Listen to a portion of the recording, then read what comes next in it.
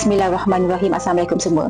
Saya Yaya Mak Embong. Saya buat video ni sebab kawan saya Nadia Kusmawati masih belum ditemui sejak tiba di Airport Jeddah pada 15 Januari 2026.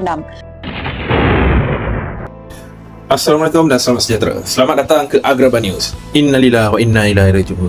Hari ini kita susun semula kronologi kehilangan sehingga pemergian Allahyarhamah Nadia Kusmawati binti Abdul Karim.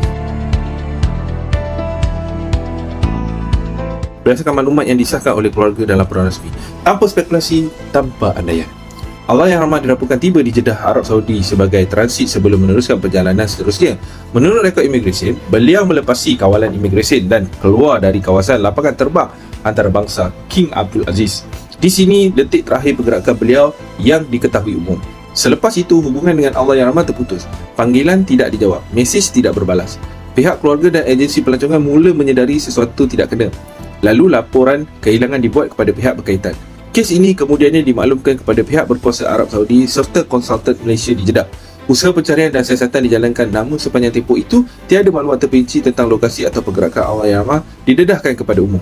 Sehinggalah pada 15 Januari 2026, sekitar jam 8.05 malam, anak kepada Allahyarhamah tampil membuat kenyataan rasmi mengumumkan bahawa ibunya telah kembali ke rahmatullah. Kenyataan itu menamatkan tanda tanya tentang status kehilangan, namun pada masa yang sama membuka persoalan baru di kalangan masyarakat. Persoalan yang banyak ditanya ialah siapa yang menjumpai ibu Allahyarhamah, di mana beliau ditemui, bagaimana keadaan beliau ketika itu. Namun setakat ini tiada kenyataan rasmi daripada keluarga atau pihak berkuasa yang mendedahkan perkara tersebut.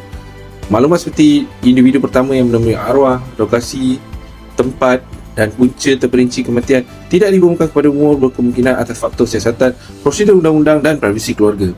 Apa yang penting untuk ditegaskan, ketiadaan maklumat bukan maksud ada yang disembunyikan, tetapi mencerminkan keperluan menjaga adab, sensitiviti dan hak keluarga yang sedang berduka.